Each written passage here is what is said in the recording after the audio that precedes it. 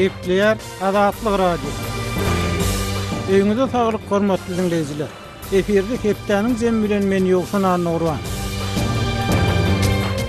Bu hepde Azatlyk Radiosynyň esas temalary iň köp okulan makalarymyz, köp dinlenen gepleşiklerimiz Minskide Türkmenistanly ýalym $100,000 bilen tutulmagy, Istanbuldaky Reyna hüjümçisine meňzedilen Türkmenistanlynyň urulyp ýenjilmegi, Türkmenistanly student gyýlaryň diňe uçorda sapar etmeligi barada girilen täze düzgün. Türkmenistan Eýran gaz zawaty 10% köpeldilen aýlyklar hem 100% gymmatlan harytlar barada boldy.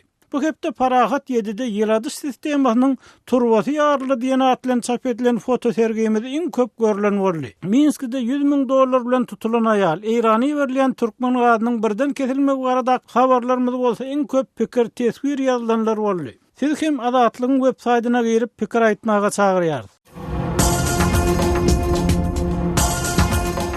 Öz sewitingizde bolýan wakalar barada Azatlyga maglumat bermek isleseňiz, biziň Facebook hasabymyzda ýazyň. Bizi gözlegi bölümine Azatlyk Radiosy ýazyp tap bilersiňiz.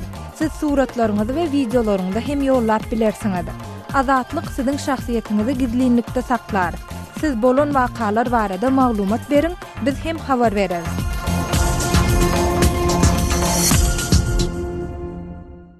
Türkmenistan'ın kanikul mahalına doğduğu ovasyna gitjek student gyýlaryň diňe uçur bilen syýahat etmek barada täze düzgün giridildi. Bu habara tesbir ýazan okuwçylarymyzyň biri täze düzgünüň ýurtdaky ykdysady ýagdaý bilen baglylygyny öňe sürýär. Bu barada kardeşim Sehranyň taýýarlan maglumatynyň bir bölegi bilelikde dinläýin. Türkmenistanyň ýokary kujaýlaryny okuyan studentlerden aýratynda gyz studentlerden inni din jalyş döwri öýlerini diňe uçar bilen gitmek we gelmek talap edilýär. Bu täze talap Türkmenistanyň ýokary kujaýlarynyň ençemesiniň degişli resmileri tarapyndan ýurtda gyşy kanikullaryň başlanmagyna tas bir aý galanda studentlere mälim edildi.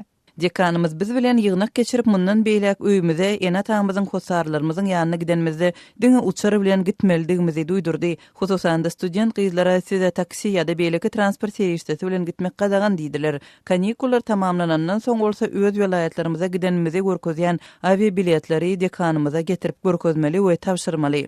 Diýip Türkmenistanyň ýokary kujaýlarynyň birini okuyan 20 ýaşly Maýsa Gürrüňberdi.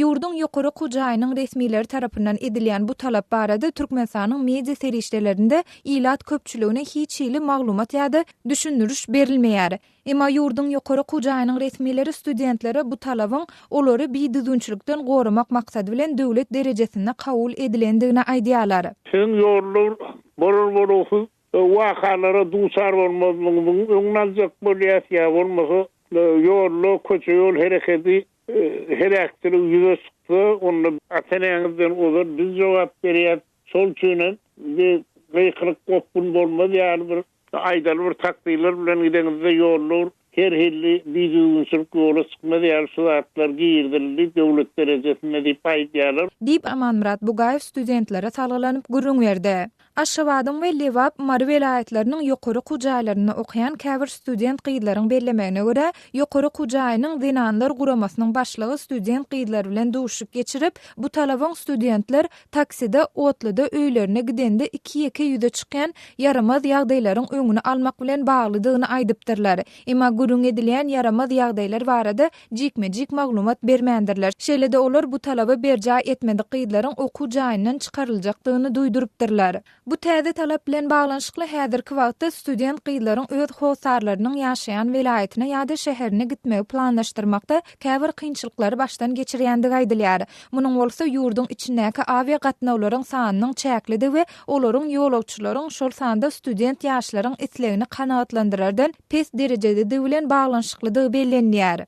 Biz çarkandakly ýollar bilen 500-600 kilometr ýoly takside gidenimizden uçurda gidenimizi gowy görýäris. Sebäbi 2-3 70 manat çemesi pul tölemeli. Ýöne welaýatlaryň we şäherleriň arasynda ýeterlik awia gatnawy ýok. Şeýle-de haçan barsaň bilet ýok diýip jogap berýärler. Bilet almak üçin hemişe para bermeli bolýar. Biz edilýän talapdan däl-de edilýän talaby berjä etmek üçin mümkinçiligiň şertiň ýoklugyndan kösenýäris. Diýip Maýsa aýdýar. Ýeri gelenine bellesek Türkmenistanyň Daşowut welaýatynyň Balkan welaýatyna welaýatyna ýa-da Balkan welaýatynyň Mary şäherine, Lewap welaýatynyň Daşowuz welaýatyna hepdede diňe bir avia reýs ýola goýulan. Üstesine de ýurduň içindäki avia gatnawlar üçin niýetlenen biletler diňe 15 gün öňünden satylyp başlanýar. Sözümüziň ahirine aýsak, Türkmenistanyň ýokary kujaýlaryna okuyan studentlerden ençeme boşnamalary berja etmek talap edilýär. Beýleki talaplar bilen bir hatarda olaryň okuwdan boş döwre awtolog sürmegine ýa-da ýürite ruhsatnama bolmasa hepdäniň din jalyş günleri umumy ýaşaýyş jaýlaryndan çykmagyna ruhsat berilmeýär. Hormatly dinleyijiler, kardeşim Sährany dinlediňiz. Şu hepde ýene bir geň habar. Türkmenistanyň raýatynyň Minsk aeroportuna $100,000 bir kanun geçirecek bolanyny tutulan barada habar ýaýrady. Bu arada kardeşim Hudaýberdi Halynyň berjek gurrugyny bilelikde dinläliň. Minskiň aeroportuna Türkmenistanyň raýaty $100,000 meçhwerine maliýe serişdelerini jarnamada görkezmän, ýagny deklarasiýa etmän geçirmekçi bolanyny tutuk edildi. Bu arada Belarusyň yerli habar gullukları Minskiň transport prokuraturasyna salgylanyp maglumat berýärler. Şahsiýeti anyklaşdyrylmaýan Türkmenistanly aýal maşgala Aşgabatdan Moskwa, Minskiň üstünden tranzit bilen uçmokçy ekeni. Belarusyň kanunçylygyna görä, jarnamada görkezmändiňe $10,000 meçhwerine barabar pul serişdelerini geçirmek ruhsat berilýär. Emma Türkmenistanlynyň ýanyndan deklarasiýa edilmedik, $98,000 we $2,500 meçhwerine pul serişdeleri ele salınıp, olar hökümetiň haýryna geçirilipdir. Türkmenistanyň hem $10,000 meçhwerinin artyk maliýe serişdelerini çykaryp bolmaýanlygy sebäpli, ol aýal pullaryny $5,000-10,000 aralygyna beýleki ýolagçylara paýlap berip, gümrükden geçirmegi haýyş edipdir. Ol aýal maşgala mundan soňra uçuş wagty pullaryny ýygnap, ogurlanmaz ýaly olary özüniň içi geýiminde gizlänligi barada maglumat beripdir. Yerli media Minskiň aeroportundaky video kameralaryň düşüren ýazgylaryna Türkmenistanly aýalyň ilki gyzyl däliz boýunça baranlygyny, soňu bilen hiç sady deklarasiýa etmegi göz öňünde tutmaýan ýolagçylar üçin niýetlenen ýaşyl koridora suwlanyny ünsü çekýärler. Suud derňewlerini tutuk edilen aýal pullary deklarasiýa etmekçi bolanyny aýdypdyr. Emma video kameralarda onuň polisiýa işgärleriniň golaýyndan durman geçmekçi bolanyny, şeýle de diňe çağırylmahaly ayak çekenligi ýazga düşürilipdir. Onuň Türkmenistandan çykyp barýan mahaly hem pullaryny deklarasiýa etmän geçenligi goşmaça şüpheleri döredipdir. Netijede Türkmenistanyň raýaty Jinayet kodeksiniň 228-nji maddasynyň 2-nji bölümi boýunça, ýagny kontrabanda aýplamasy boýunça günäli tapylýar. Bu madda 5 ýyla çenli türme tutulgy göz öňünde tutulýar. Türkmenistanly aýaly $6,300 meçhwerine jerime kesilýär. Onuň ýanyndan tapylan $88,500 we $2,500 maliýe serişdeleri döwletiň hasabyna geçirilipdir we $10,000 ýygyna eýesine gaýtarylyp berilipdir. Gurrun edilýän Türkmenistanyň raýatynyň mundan soňky iqbal dogrusyny Türkmenistanyň Minskdäki resmi wekilhanasyndan hiç hili maglumat alyp bolmady. Ýatlak geçsek, ýylyň awgustunda başga bir Türkmenistanly aýal Gazagystanyň Temirbaba serket geçilgesini jarnamada görkezmedik. $30,000 çemesi dollar bilen saklanypdy. Sözümüziň ahirine jemlesek, Türkmenistanyň dollar sewdasyna girdilen resmi gadagançylyk bilen birlikde daşary ýurtlara pul serişdelerini uğratmak we kabul etmek düzgünlerine de ençeme tapgyr çeklindirmeler salınıpdy. Ýagny Türkmenistanyň pulu kabul edýän tarap maliýe serişdelerini uğradýanyň garyndaşlyk derejesini görkezýän guwanamany, şeýle de uğradyjynyň bu pullary nädip gazanandygy baradaky anyk kepilnamany görkezmäge borçly edilipdi. Hormatly dinleyijiler, Hudaýberdi Halyny dinlediňiz. Türkmenistanyň bir tarapdan student gyýlaryň hereket edatlygy, ikinji tarapdan ýurtdan dollar çykarmakka, ýurda dollar getirmek düzgünleri çäklendirilýär. Şol wagtda işleýän adamlaryň aýlyk haklarynyň, pensiýalaryň hem ýeterlik därligi barada habarlar gelip gowşýar. Ýogsa bolmany 10 ýyl mundan odal prezident çalşanyny, odal pensiýa berilmeýän adamlar hem niýaf döwründe ýitirilen ýa azalylan pensiýa kömek pullary meselesiniň oňuň çözülendigini aýdýardylar. Habarçymyz Sultan raýatlaryň häzirki pensiýa ýagdaýlary barada ahally pensioner Şeker Sultan bilen söhbetdeş boldy. Türkmenistanda her ýylda pensiýalar, çağa pasobiýalary, maýyplyk kömek pullary on götürüm kaldyrılıp durulýar. Şeýle-de bolsa, ýaşuly nesil özleriniň pensiýalarynyň uçypsızlygyndan köp narazyçylyk bildirýärler. Şuň gün siziň alýan pensiýanyň möçberi näçe boldy? 940 manat alýanna. Köne pullon. Wagt eklensiňe ýetermi? 1 kilosy et 100 manat. Derman almaly bolýan, wagt etýän bolýany ýetenok, hiç sada da ýetenok. Wagt köpeläýse gowla bolýany. Inni ýaşmadan bir çaka bardy, işläbim bilemzok biz. Inni 1,5 milyon boljakmyş diýerler, bolu belki Hudaýçyň bolsunna. Pensiýa 1,5 milyon boljak diýerler. Ay Hudaýdan diläp otyrna bolsunna belkim, çyn bolsun. Häzirki wagtda şol pensiýanyň möçberi şeýle az bolsa, iýmek içmek, iýmet ýagdaýyňyz nähili? Wagt iýmek içmek zatlarym gymmat. Hiç sada da ýetenok, goýunyň üstlençeden alyp ip bolanok. Özüm balnisa da girbilemok, geçenjegem alyp bilemok. Hiç sada da ýetenok. Şu goýunyň üstlençeden ip bilemok diýdiňiz. Şu iýmetiňiziň pesligi taglyňyza reper ýetirýärmi? Ay, garlyk bir ýanyňdan, kesel bir ýanyňdan iýesiň gelýärdi. Iýesiň gelýär, iýmeseňem näme diýen, halsy bir pes bolýardy adamyň. Kynna. Ene şu ýylda 10 götürüm galdyrylýar pensiýalar. Şunyň täsiri duýulanokmy? Wagt galýa bol azras galýada. 100 manatlyk minta boljak bolýany, az bolýardy pensiýamyz. Inta pensiýalarymyz galmaka, aýlyklar galmaka, eýen produktlar galýa. İýmet galýa. Onuň o galanjasam haýram ýok, bildiren oga. Hiç şeýle bir täsiri ýok da galanyň pensiýamyň. Pensiýanyň möçberiniň az çykmagyna näme sebäp boldy? Son minimalny çykdym da, istasyň ýetenok diýip minimalny çykardylar meni. Şu pensiýalaryň köpelmegi barada, şu hal ýagdaýlaryňyzyň gowlanmagy barada bir ýurt tutýan ýeriňiz bolanokmy? Ay, Türkmen gorgul oň otyr. So berenjesiň alýa, az gorýa, on ýaly çykystat etmeýärdi. Otyr, her kim so kaýl gelip otyr az gorup oturýarlar da näme. Türkmenler bir arda şikaýat halamyan millet bolýar bu Türkmen milleti. Indi şu ýaşyl nesil höküminde siziň göwün isleňiz şu durmuşdan ýanky ýurt başlyklarynyň, ýurt ýolbaşçylarynyň näme arzuw isleňiz bar? İýmetlere katbyr galmasa, pensiýamyzdan şol 1,5 milyon bolsa da biz oň ýasaw. Inni çağalar da seredýä çağalarym bol, olary da ýük bolup oturma kynna. Çağalar öz hojalygy ýetik bolangy. Hiçne azar bererlik ýagdaý ýok häzir. Döwletimiz bir gözüni aýlasa biz ýaly garrylary. Gowuljak. Hormatly dinleyijiler, ahally pensioner Şeker Sultan bilen söhbetdeşligimizi dinlediňiz. Adatly isleýän wagtyňyz isleýän ýeriňizde dinlemek isleýäňizmi? Munuň üçin SoundCloud tilsiminde Adatlyk radiosyny tapyň we ýazylyň. Adatlyň maglumatlaryny ilkinji bolup dinleň. Play Store'dan ýa-da iTunes'dan SoundCloud'un tilsimini indirmek ýatdan çykarmaň. Adatlygy SoundCloud tilsiminde Adatlyk radiosy ýazyp tap bilersiňiz.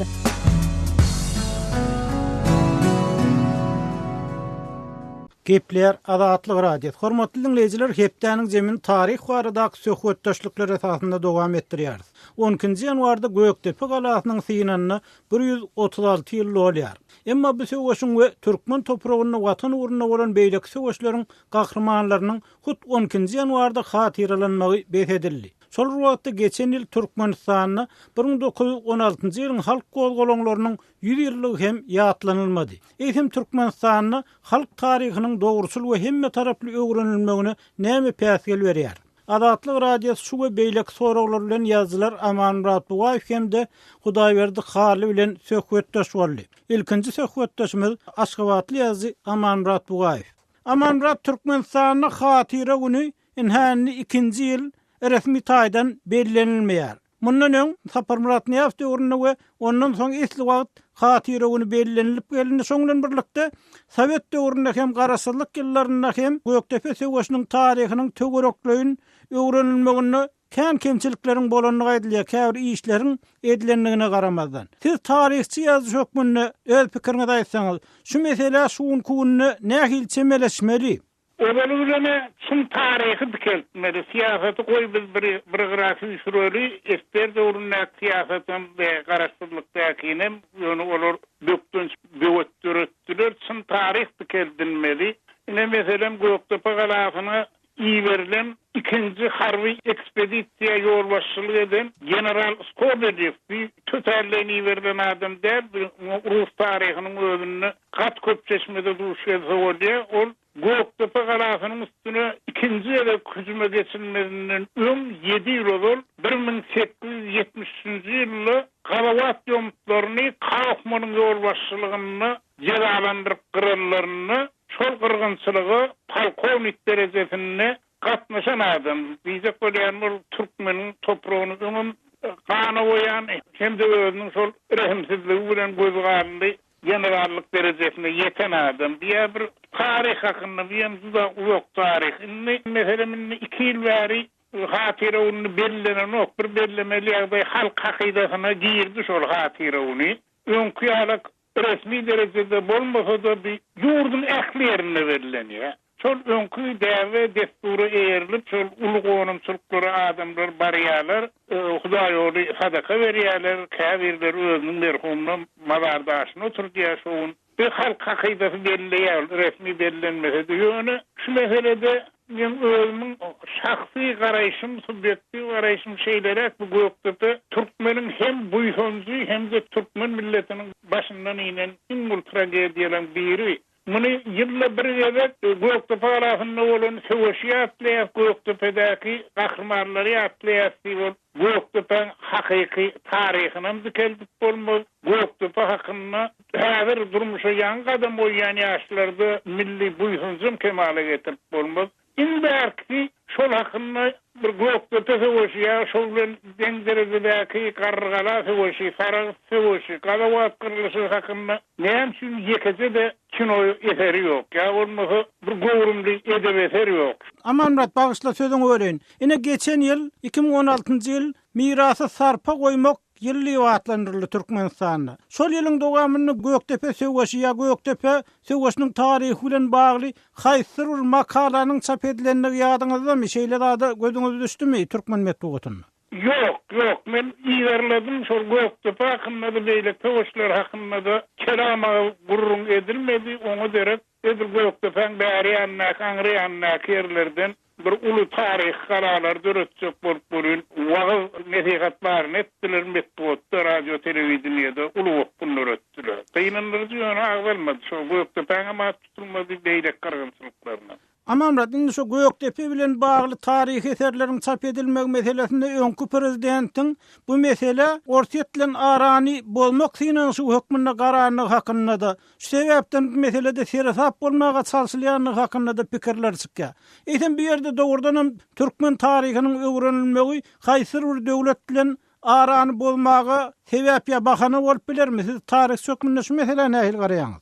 Yok, bu meselenin için öğrenilmeyi, hakikatin bolşiýaly ýylyna äşär edilmegi gaýtan, şu döwletler bilen özara düşünüşmegi berkidik biler. Sebäbi ol tarihde ol ýa-da beýleki milletin eden günahy ýa halkyň başyna getiren kırgınçylyk hakynda gurrun edilen okda öz döwründe kommunistler ýa-da olky paçlar Russiýasy ina şu ýöreden siýasaty şol döwleti idare edenlerin eden etdiligi, halk eden ýamanlygyny şulan gurrun edilse halklar arasında hiç wagtyn düşmançylyk göretmeli. Gaýtan bir topar düşünşmezligi aradan aýryl. Meselem şu Göktepe diýilse, Ruslar diýilýär, ýöneň içinde Ruslar goşul bolansyň diýilýär da hakykat ýazylsa, bärde Rus milletiniň hiç ýyly günahy ýok diýerdi. Gurrun döwleti dolandyran, döwleti idare edenlerde.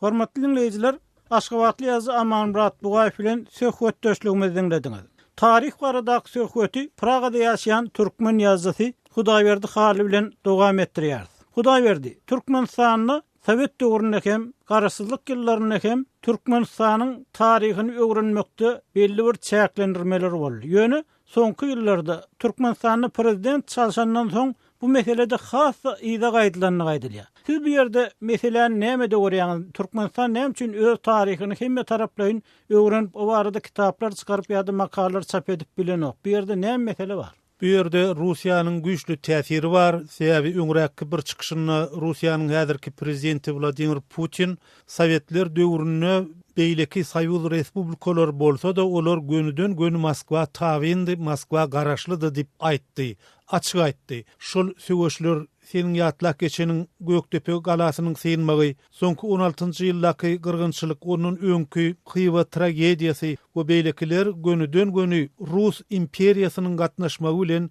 ýüze çykan helakçilik. Şonuň üçin häzirki wagtda Russiýa ýolbaşçylyk edýän Putiniň alyp barýan siýasatynyň gorkusyny olar şonuň sebäplerini aýdyp bilen oklar. Hatda şol tarihi ýadygärlikleri ýatlamakdan çekinýärler. Emma Hudaý berdi, Kırgızstanyň ýa beýleki Orta Aziýa döwletlerini geçen ýylyň şu halk gozgolanylarynyň 100 ýyllygy bellenildi. Bu barada kitaplar çykaryldy. Eýsem bu ýurtlarda Putiniň häkimiýete gelmegi bilen güýçlenen gorky känir duýulmaýarmy? O ýurtlarda da duýulýar. Ýöne olaryň düşündirişi, olardaky alimlaryň şol wakalara berýän bahalary has düýpli, has esasly. Meselem geçen ýylyň Tomsunyň başyna Kırgızstanly alimler çykyş etdiler. Biz 16-njy ýylyň gyrgynçylygyny häzirki Russiýanyň üstüne atamyzok. Ol Rus imperializminiň, Rus ak padşasynyň eden işleri biz diňe şol döwür barada gurrun edýäs diýip meseleni takyk goýdular. Hem onu ahirine çenli alyp çykdylar. Şolardan biri biziň galamdaş ýollaşymyz, biz bilen birlikde şu Azatlyk radiosyny işleýän Tynçlyk Çora Tegin geçen ýylyň ahirine Kırgızstanyň Manas ordeniniň 3-nji derejesine münasip bolupdyr. Ýagny şu tarihi işleri üçin şoň ýaly münasip bolýar. Elbetde şol işler hem şol oýunçy geçiren bir näçe konferensiýalary, ilmi konferensiýalary, çykaran kitaplary, bukletleri üçin ol Manas syýlygyna münasip boldy. İkinci bir tarapdan hakykatdan hem tarihi şunuň siýasaty bilen baglanyşdyrmagyň zerurlugy ýok. Meselem 41-nji 45-nji ýylyň watançylyk urşuny alsak ýa-da 2-nji jahan urşuny alsak, şoňa gönüden göni Germaniýa dahil bolupdy. Germaniýa gaty köp adamlaryň wepat bolmagyna, millionlarça adamyň gyrylmagyna sebäp boldy. Ýöne onu açyk aýtdylar. Häzirki adamlarda şunuň adamlaryna Germaniýa bolan bir ýigrenç ýok. Hatta şol 2-nji jahan urşuny iň köp pida çeken ýewreýler häzir Germaniýadan baş pena alýarlar, Germaniýada ýaşaýarlar, Germaniýany gowy görýärler. Şoň bilen birlikde hatta şol German faşizmini tanqid eden adamlar German Federativ Respublikasyna baryp öz saglygyna seretdirýärler. Olar bilen gaty dostlukly gatnaşykly. Men pikirimçe şular ýaly ýol tutulsa gowy boljak. Ýöne olar şol diňe Putiniň gorkusyny, Rus halkynyň adyny tutmaga gorkup gaty bir ýalňyş iş edýärler. Öz halkynyň öňünde, milletiň öňünde ikilik edýärler. Hudaý berdi, garaşsyzlygyň ilkinji ýyllaryna belli bolýar. Sapar Murat Niýazow hem şu meseleden çekinipdi. Ýagny şu hatyry gününi bellemek meselesinden çekinipdi, hem oňa garşy durupdy. Emma bolsaň şu öz gorkusundan üstün çykdy, hem şu meselen öz populyarlygy üçin peýdalandy. Emma Gurbanuly Berdimuhammedow belki de siziň aýdyşyňyz ýaly Putiniň güýçlenmegi bilen has çekinjen pozisiýany eýledi. Eýsem Türkmenistan öz taryhyny öwrenmek üçin şeýle gorkudan näde çykyp biler? Bu ýerde nähil çykalgy görýäňiz? Bu ýerde ýeke tak çykalgy mesele aňly başly çimeleşmek gerek. Bu tarihçiler gerek. Öz sözüni düşündirip bilýän adamlar gerek. Meselem tarih ilmläriniň doktory Murat Any Nepesow Türkmenistan orsiýete meýletin birikdi diýen bolsa, soň Türkmenistanyň orsiýete nähili güýç bilen, nähili zor bilen birikdirilendigi barada dokumental eser ýazdy. Oň üçin Muradany Nepesow hiç bir zat etmediler. Gaýta ol öz goýberin hatasyny düzeltdi. Şonuň üçin hem häzirki döwürde Türkmenistanyň eger degerli alimler bolsa, ýeti sözli jurnalistler bolsa, öz dogry hakyky bolmaly pozisiýasyny şol meseleleri öňe çykaryp bilerdi. Muň üçin diňe batyrlyk hem bir neme arkaýyn gürlemek ynamlylyk gerek. Egerde şeýle ideýalar öňe sürilse, bu prezidentiň hem peýdasyna bolardy. Bu prezidentiň halk arasyndaky hormatyny belli derejede arttyrardy. Hormatly dinleýijiler, ýazgy Hudaýberdi Karly bilen söhbetdeşligimizi dinlediňiz. Azatlygy line ulgamynda Osmok 420 773 797 383 telefon belgisi arkaly tapyp bilersiňiz. Biziň bilen habarlaşyp maglumatlary, suratlary we videolary ugradyň. Şahsiýetiniz dogry gizlilikde saklanar. Goşmak 420 773 797 383. Gepler Azatlyk Radiosi. Hormatly dinleyijiler, şunun bilen hepdäniň jemini geçirip tutarýar. Ýene-ki efir dostluklarymyza şenlik hoş, saglykda we azatlygyň tolkunlaryna galyň.